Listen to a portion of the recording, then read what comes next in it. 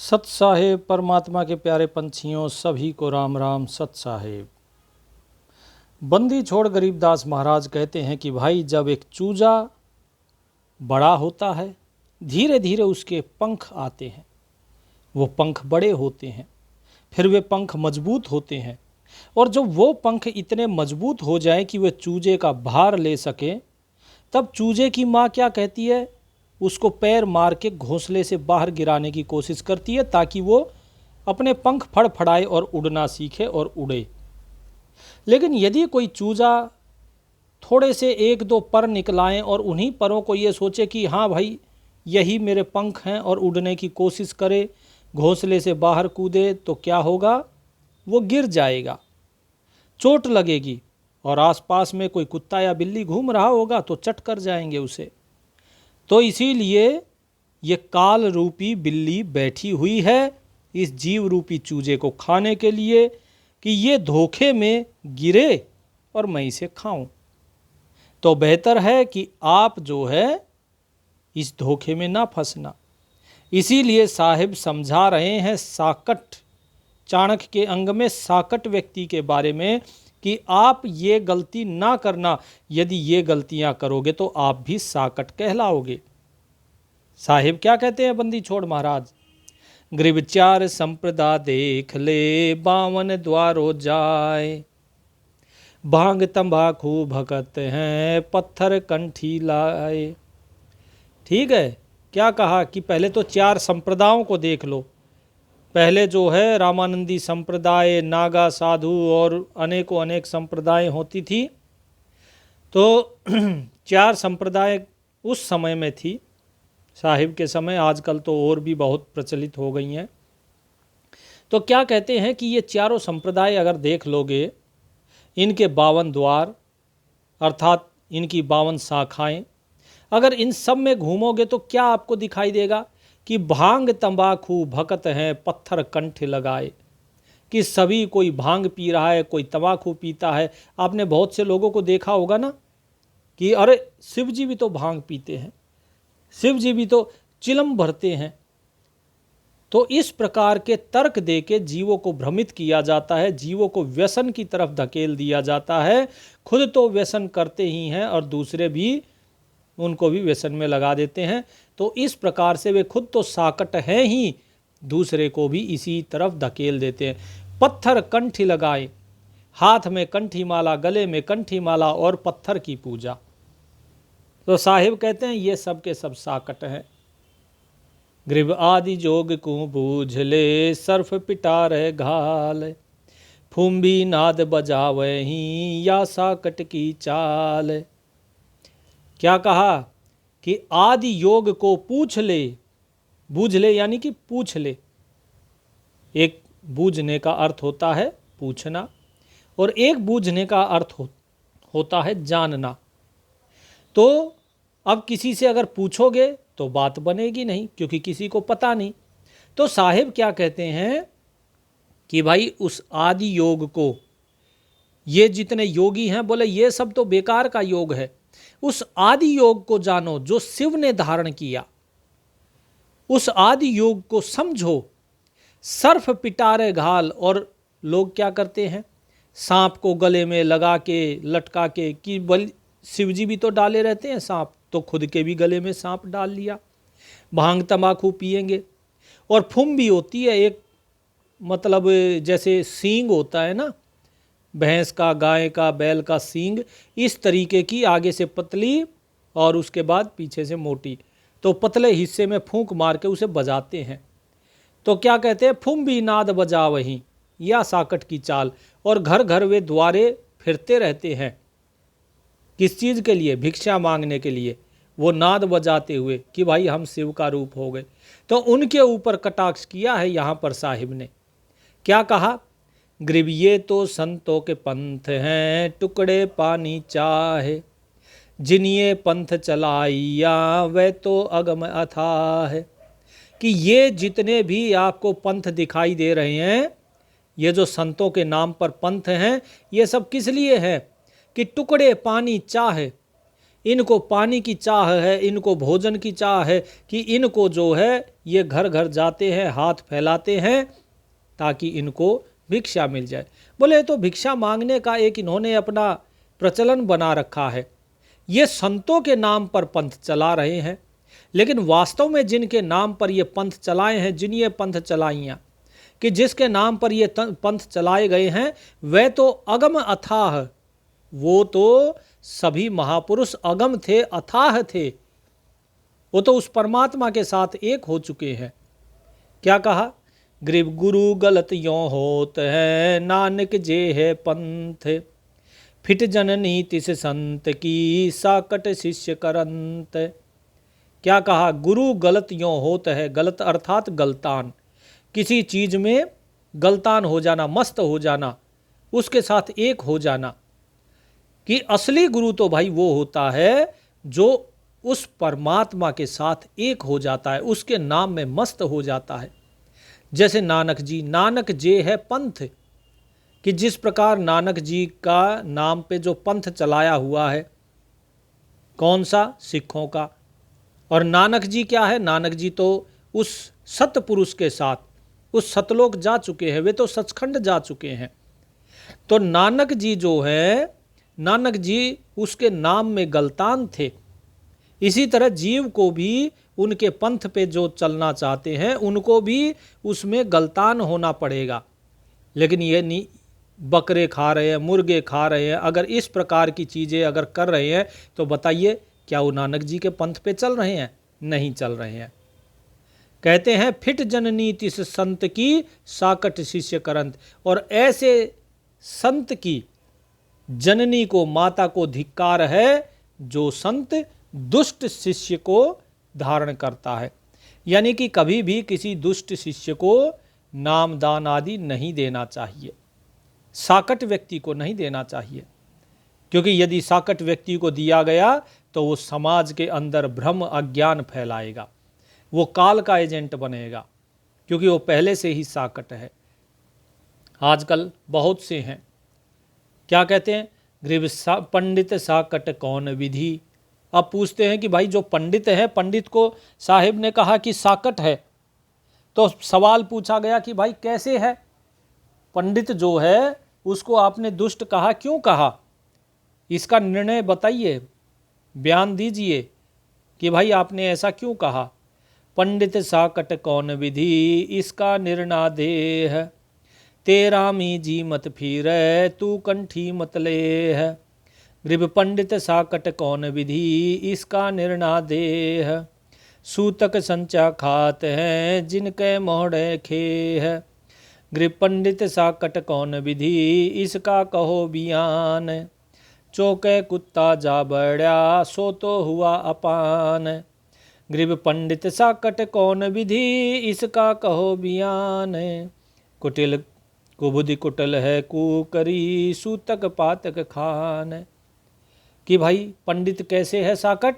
तो साहब बताते हैं कि देखो, 13वीं किसी के 13वीं होती है, यानी कोई मरता है तो 13वीं की जाती है, और ये 13वीं के लिए फटाफट जीवने के लिए, जीवन यानी कि भोग लगाने, खाने के लिए, भोजन करने के लिए पहुंच जाते हैं उस घर में कि हाँ भाई 13वीं है, भोग बनाओ, हमें खिलाओ। साहेब कहते हैं किसी के घर में मौत हुई है और उसके मरे हुए का तुम भोजन खा रहे हो। बोले ऐसे की कभी भी कंठी मत लो, यानी ऐसे जीव से कभी नामदान नहीं लेना चाहिए। सूतक संचा खात है, सूतक अर्थात जहाँ पे बालक पैदा होता है, कि बालक पैदा हुआ उसके भी तुम खा रहे हो। बोले जिनके मोहड़े खे है, एक तो जीव इस संसार में आकर फंस गया और तुम उसका भोज कर रहे हो। साहिब कहते हैं ऐसों के मुख में रेत भरी जाती है, राख मिट्टी भरी जाती है काल के दरबार में, उनको नरक भोगना पड़ता है। और फिर कि साकट क्यों है पंडित?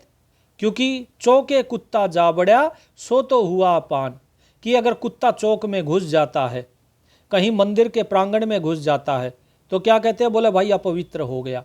अरे जिस कुत्ते के अंदर परमात्मा बैठा है, जो चेतन है, उसके आने से तो तुम्हारा आंगन अपवित्र हो जाता है। और गोबर से जब तुम लीपते हो, वो गाय का मल ही तो है, तब तुम्हारा प्रांगण शुद्ध रहता है। ये कौन सा तुम्हारा ज्ञान है भाई? मंदिर में आ गया कुत्ता, वो पत्थर की मूर्त जो है वो तो तुम्हें शुद्ध लगती है, और जो चेतन कुत्ता है जिसके अंदर परमात्मा है वो तुम्हें अशुद्ध लगता है। बोले इसीलिए पंडित जो है वो साकट है। पंडित साकट कौन विधि इसका कहो बयान, कि कुबुद्धि कुटिल है कुकरी सूतक पातक खान। कि भाई ये कुबुद्धि भरी हुई है, इसके अंदर कुटिलता भरी हुई है। कुकरी, कुकरी अर्थात कुतिया, यानी कुबुद्धि और कुटिलता नामक कुतिया हमेशा इसके दिमाग के अंदर भौंकती रहती हैं पंडित के अंदर। क्योंकि ये कभी तो बालक पैदा होता है तब खाने पहुंच जाता है, उसके संस्कार होते तब खाने पहुंच जाता है, कहीं व्रत उपवास हुआ तब खाने पहुंच जाता है। हर चीज़ में ब्राह्मण को शामिल किया जाता है। कोई भी 16 संस्कार जो होते हैं जीव के, सभी में ब्राह्मण को बुलाया जाता है। और अंत में जब श्राद्ध की बारी आती है तो क्या कहता है कि आपके जो पूर्वज हैं वो कौवा बनकर आएंगे और भोजन को खाकर जाएंगे। अरे भाई 16 संस्कार तुमने कराए और उसके बाद तुमने हमारे पूर्वजों को कौवा बना दिया, तो तुम्हारे संस्कारों का क्या लाभ हुआ? यदि कौवा ही बनना था, इससे तो अच्छा है तुम्हारे संस्कार ना माने, तुम तो पाखंडी हुए। यदि तुम्हारे संस्कार सत्य हैं तो कौवा क्यों बने, और कौवा बने तो तुम्हारे संस्कार झूठे हैं, तो दोनों में से एक ही बात होगी। और दूसरी चीज़, यदि वो मुक्त हो गए तो फिर श्राद्ध किसका करना है? जो मुक्त हो गया उसको तो भोजन की अब ज़रूरत है नहीं। भोजन की ज़रूरत तो शरीर को होती है। जिसने शरीर ही त्याग दिया तो उसको भोजन की क्या ज़रूरत? तो इसीलिए साहिब ने कहा कि ये सूतक पातक श्राद्ध व्रत उपवास, ये जितने खान पान के इन्होंने धंधे बना रखे हैं, ये सब इनकी कुटिल बुद्धि कुबुद्धि के कारण है। इसीलिए पंडित को साकट कहा। फिर क्या कहते हैं साहिब, कहाँ गौड़ देश, कहाँ गायत्री लाप, साखी बड़ों की शोध कर बंधे मोटे पाप, ग्रीब गाल बजाए क्या हुआ तुलसी पान झरोड़, भूले भक्ति भगवंत की पान से सिर फोड़।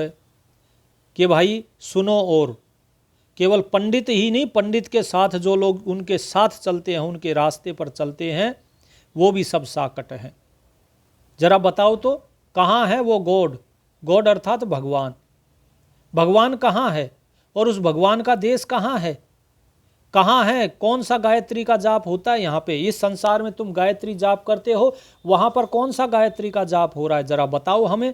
अगर तुम भगवान के ही अगर संदेश वाहक हो, तुम भगवान की सारी बातें करते हो, तो बताओ फिर कहाँ है? साहेब कहते हैं कि तुम बड़ों की बातें मानकर, बड़े अर्थात जो हमारे पूर्वज हैं, उन पूर्वजों को इन पाखंडियों ने भरमा दिया, उनसे तो गलत काम करवाए, और अभी उन्हीं पूर्वजों की देखा देखी हम भी कर रहे हैं। साहिब कहते हैं कि भाई उन पूर्वजों की बातों को छोड़ो, साख बड़ों की शोध कर, कि हम क्या है, हम उन्हीं की बातों को शोध करते रहते हैं, उन्हीं की बातों पर अमल करते रहते हैं। और बंधे मोटे पाप, मोटे माने भारी, और भारी पाप की गठड़ी हम अपने सिर पे लाद लेते हैं। साहिब कहते हैं विवेक का इस्तेमाल करो। अरे पढ़े लिखे हो, आधुनिक युग है, तो इसीलिए विवेक का इस्तेमाल करो। अनपढ़ नहीं हो कि आप जो है किसी के भी कहने से कुछ भी मान लो। हम तो स्वयं कहते हैं भाई हमारा कहा मत मानो। लोग कहते हैं, अगर किसी से प्रश्न करते हैं कि हाँ भाई बताओ तो जरा कि कौन है संसार में जो आपके सांस चला रहा है, आपके सोते हुए भी सब कुछ आपका कर रहा है? बोले भगवान। मैं भगवान कहाँ है? कभी देखा है भगवान? अरे जब देखा नहीं, जाना नहीं, अनुभव नहीं किया, तो किसी के भी कह देने से आपने कह दिया कि भगवान है? पहले खुद को तो जानो कि तुम कौन हो, उसके बाद भगवान की बात करेंगे। तो सबसे पहले जीव को अपना अनुभव करना चाहिए, उसके बाद फिर आगे चला जाता है। जब तक जीव स्वयं का ही अनुभव नहीं करेगा तो खाली बकने से कुछ नहीं होता। बोलते रहो कितना भगवान ये भगवान वो। साहिब कहते हैं गरीब गाल बजाए क्या हुआ? खाली गाल बजाने से कुछ नहीं होता। ये भगवान ये करता है, भगवान वो करता है, ये सब थोथी बातें हैं जब तक जाना नहीं है। ठीक है, तो पहले उसे जानो और फिर कहो कि हाँ भाई तुम कौन हो, तुम आत्मा हो, परमात्मा हो, या तुम जीव हो, तुम मन हो, इंद्री हो, क्या हो। वो सब जानने के बाद कहो, पहले जानो तो सही, खाली गाल बजाने से कुछ नहीं होता। और पंडित क्या करता है बोले, और पंडित के जो सेवक कहिए या उनके अनुयायी कहिए क्या करते हैं बोले, गाल बजाए क्या हुआ, तुलसी पान जरूर, तुलसी के पत्ते तोड़ लाते हैं और चढ़ाते हैं किस पे, बोले भूले भक्ति भगवंत की पाहन से सिर फोड़। भगवान की भक्ति तो भूल गए, जो पत्थर रखा है उस पत्थर के ऊपर दूध चढ़ाएंगे, पत्थर के ऊपर जो है जोत लगाएंगे, उस पत्थर के ऊपर वो तुलसी के पत्ते चढ़ाएंगे। वो बेचारी तुलसी भी सोचती होगी, बोले यार मैं कहाँ फंस गई, मेरे पत्ते तोड़ के पत्थर के ऊपर चढ़ा देते और ना वो खाता है इन पत्तों को और ना ही इनका कुछ उपयोग करता, वो पानी के साथ बह जाते, देखो कैसे सड़ रहे हैं। वो भी देख के सोचती होगी कि भाई बड़ी गलत जगह फंस गई। फिर क्या कहते हैं, ग्रीव द्वादश तिलक बनाए कर नाचे घर घर बार। ये सभी उन्हीं पंडितों के लिए कह रखा है जिनका प्रश्न पूछा ना कि पंडित को साकट क्यों कहा गया, उसके बारे में बताओ। तो साहेब उसी के बारे में बता रहे हैं कि केवल पंडित ही नहीं, पंडित के बातों का अनुसरण करने वाले, बोले वे भी सारे साकट है। क्यों कि द्वादश तिलक बनाए कर नाचे घर घर बार, कनक जनेऊ काढ़िया 17 दास चमार। कि देखो तुम स्वयं को पंडित कहते हो ना, द्वादश तिलक बनाते हो और नाचते फिरते हो घर घर कि भाई कहीं से कुछ दक्षिणा मिल जाए, कहीं से भिक्षा मिल जाए, कुछ खाने के 56 भोग मिल जाए, कहीं सूतक पातक कुछ हो रहा हो वहाँ से खाने को मिल जाए। साहिब कहते हैं कि तुमसे तो अच्छे कौन, सत्य रैदास चमार। देखिए रैदास जी के आगे क्या लगाया है, सत्य, कि सच्चे रैदास जी सच्चे हैं तुमसे तो, जो कि चमार का काम करते थे, जूतियां गांठते थे, और तुम खुद को पंडित कहते हो, तुमसे तो बहुत बहुत ऊंचे हैं, वो सच्चे हैं और तुम झूठे हैं। इसीलिए क्या कहा गया, सत्य, सत्य रैदास। जैसे सत्य कबीर कहा जाता है ना, ऐसे कि सत्य रैदास। कनक जनेऊ काढ़िया, कि ये कनक जनेऊ, इसकी भी आगे प्रसंग आएगा, वो आपको बताएंगे किस प्रकार से सोने का जनेऊ जो संत रविदास जी थे उनके कंधे पर आ गया।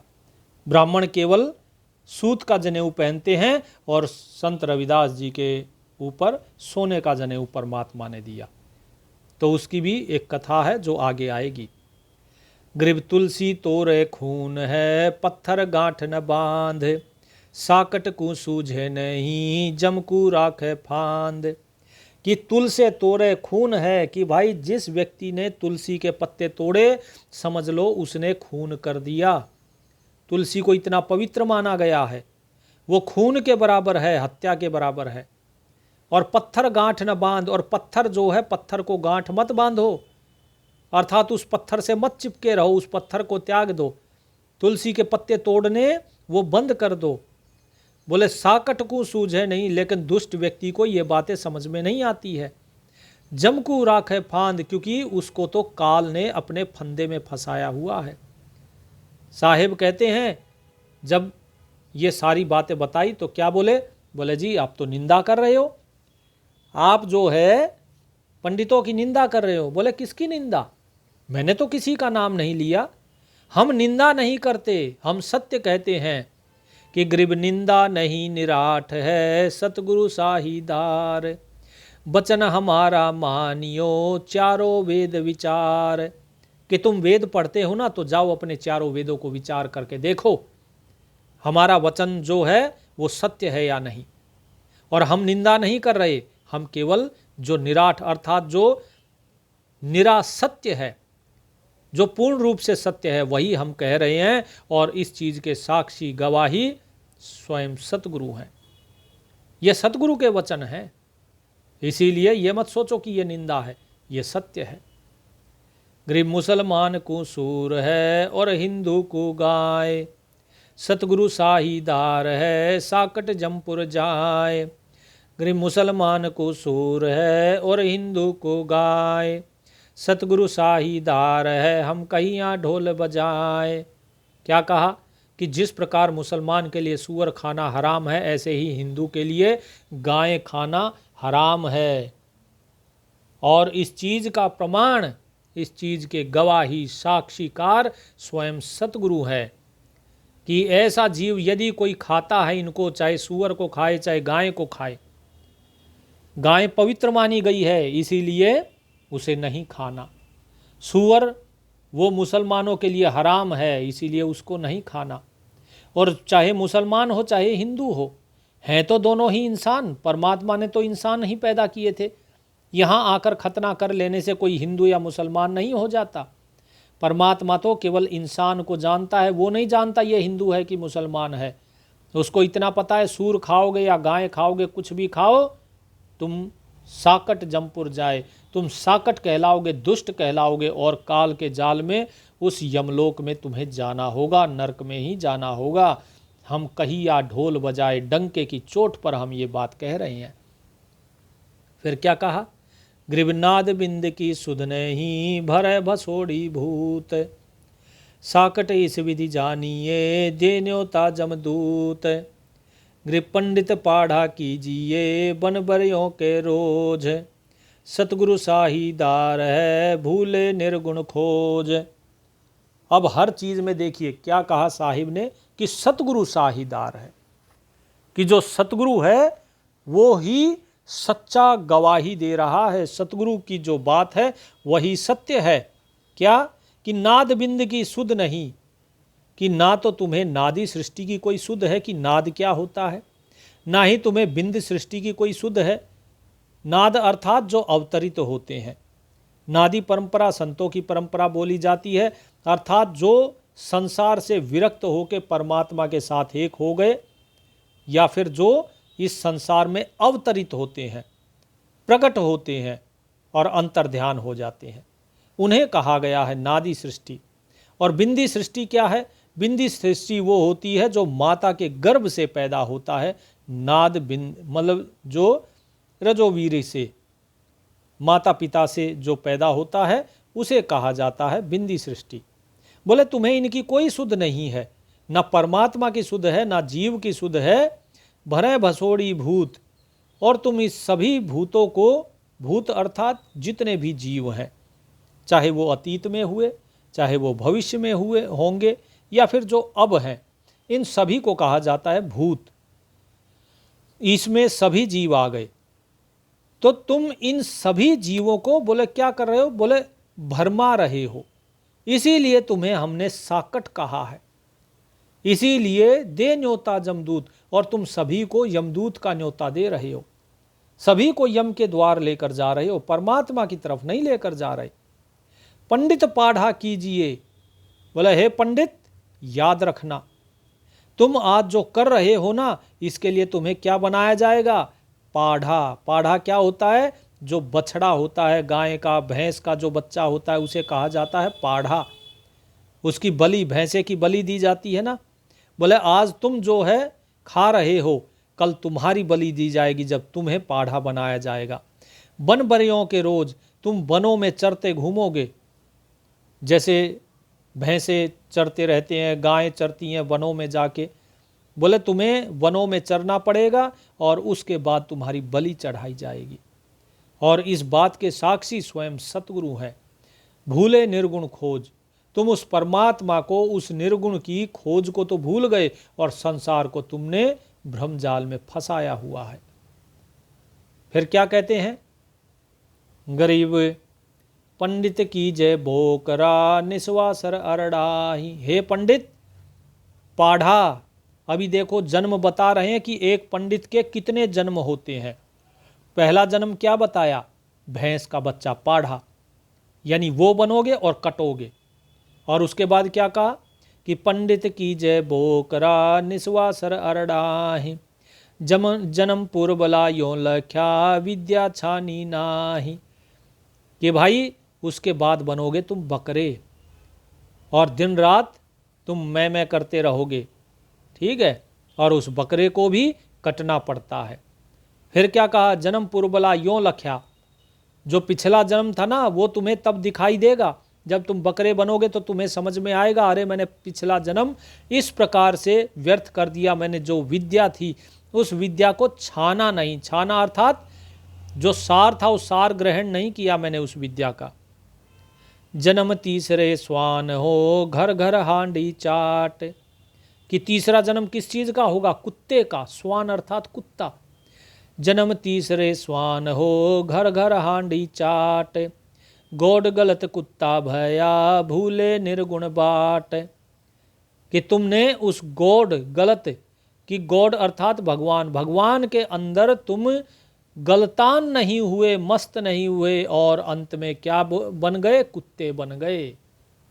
क्यों बन गए? क्योंकि भूले निर्गुण बाट, उस निर्गुण परमात्मा का जो बाट अर्थात रास्ता, उसे तुम भूल गए, इसलिए तुम कुत्ते बनोगे तीसरे जन्म में। फिर चौथे जन्म में क्या कहा? फिर बेश्या भड़वा हुआ, लिया पखावज हाथ। सतगुरु दो ही सत कहूँ, ना ही दूजी बात। कि भाई मैं सतगुरु का जो दोहा है, जो सतगुरु की वाणी है, वो कह रहा हूँ, सत्य कह रहा हूँ, कोई दूसरी बात नहीं कह रहा हूँ। कि इसके बाद चौथा जन्म तुम्हारा वेश्या के पास भड़वे के रूप में होगा। वेश्या नाचेगी और तुम पखावज बजाओगे, वहां बैठकर ढोल बजाया करोगे। ये तुम्हारा चौथा जन्म। फिर पांचवा क्या है? गरीब जन्म पांचवा तुझ कहूँ, कसाई कर दीन। जल पीवे नहीं चढ़स का, खाए गए सब सीन। उसके बाद तुम्हारा पांचवा जन्म होगा कसाई का। क्यों? क्यों जन्म होगा? क्योंकि तुमने जीवों को खाया है। चमड़े के अंदर जो पानी होता है, पहले चमड़े का एक थैला होता था जिसे कहते थे चड़स। बोले नहीं नहीं, ये तो चमड़े का है, इससे हम पानी नहीं पिएंगे, ये अपवित्र है।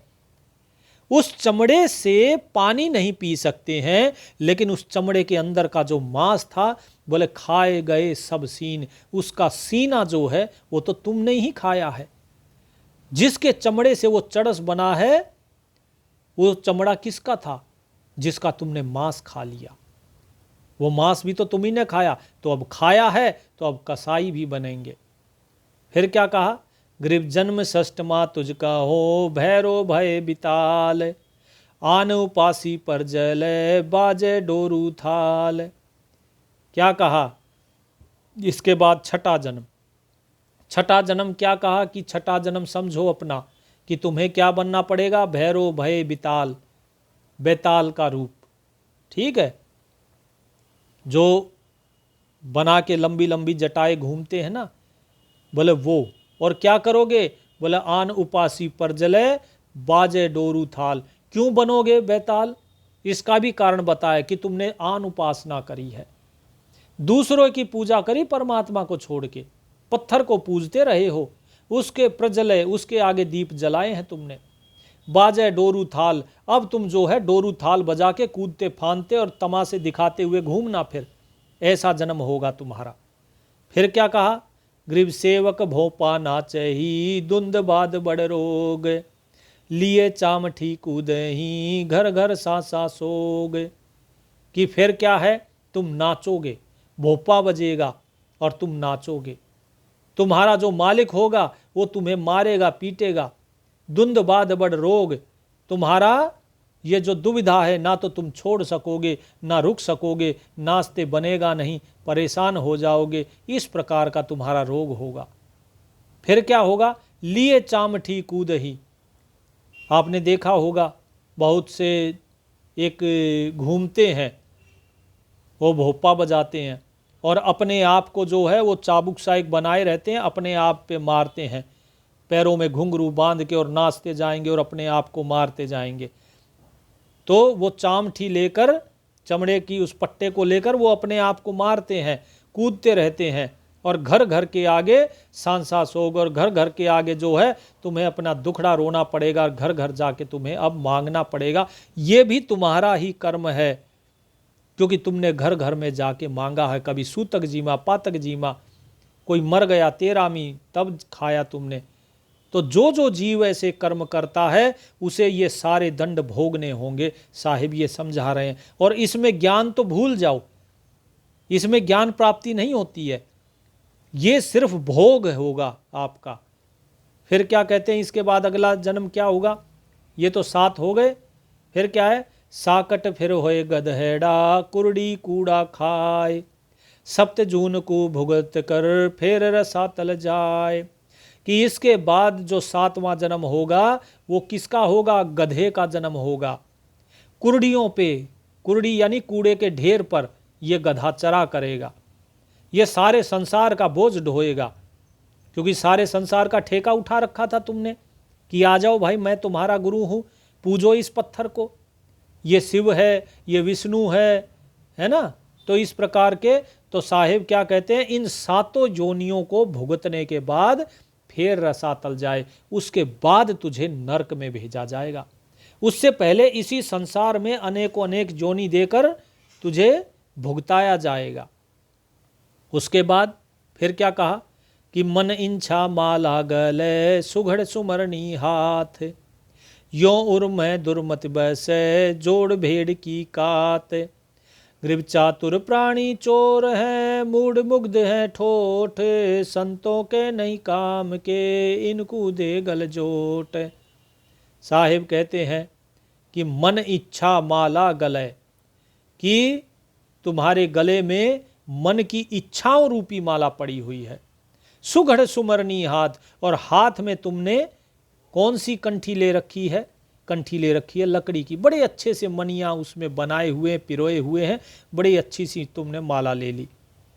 यो उर्मे दुर्मत बसे जोड़ भेड़ की कात, तुम्हारे मन के अंदर तो दुर्मति बसी हुई है, सच्ची बुद्धि नहीं है, अच्छी बुद्धि नहीं है, सद्बुद्धि तो है ही नहीं तुम्हारे अंदर, दुर्बुद्धि तुम्हारे अंदर बसी हुई है। इसीलिए तो मन की इच्छाओं के ऊपर नाच रहे हो, इसीलिए तो हाथ में जो है काठ की माला लिए हुए हो, अपने मन की माला को तुमने नहीं फेरा, उस परमात्मा की तरफ नहीं चले।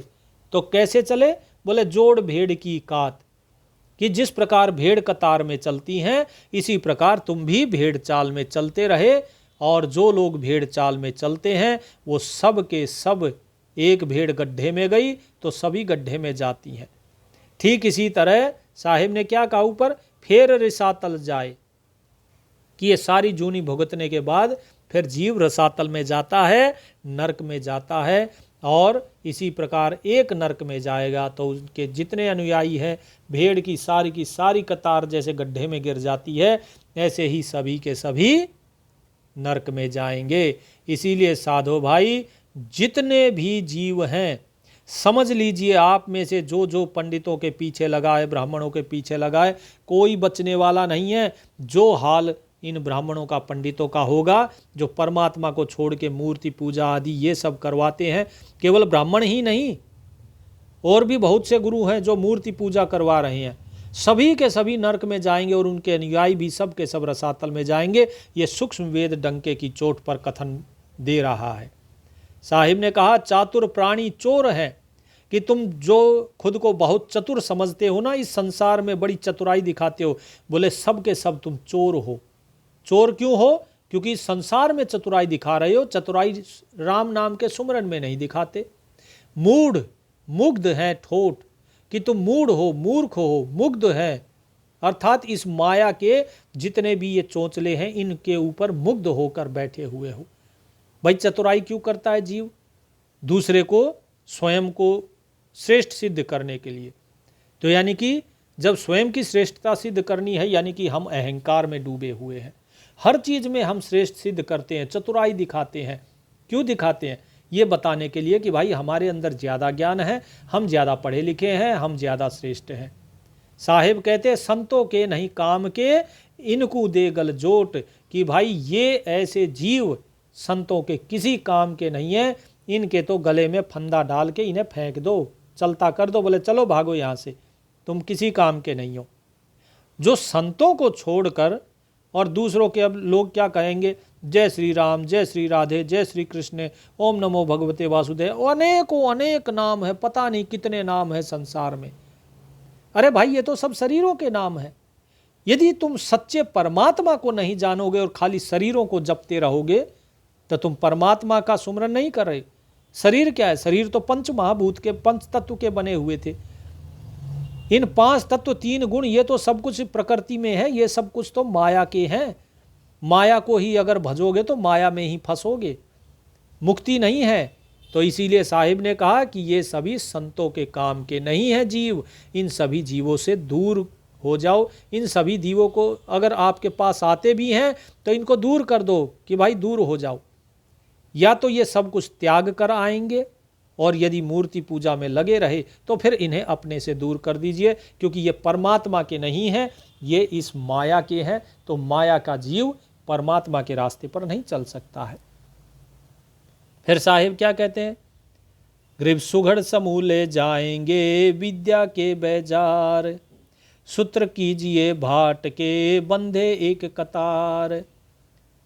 सूत्र कीजिए, सूत्र अर्थात ऊंट, कि ये जितने हैं ना, सुघड़ समूले जाएंगे, बड़े अच्छे से घड़े हुए ये जितने मनुष्य दिखाई दे रहे हैं, बड़े सुंदर सुंदर, और जितने ने ये विद्या का बाजार लगाया हुआ है, सब बड़े बढ़िया बढ़िया अपने लीप पोत के चेहरे पे डेंटिंग पेंटिंग करके बड़े सुंदर बन के बैठते हैं ना टीवी पे, है कि नहीं? बड़ी अच्छी कुर्सी मेज, ओहो बड़ा बहुत बढ़िया सिंहासन बनाएंगे। ये सब कुछ दिखावा है।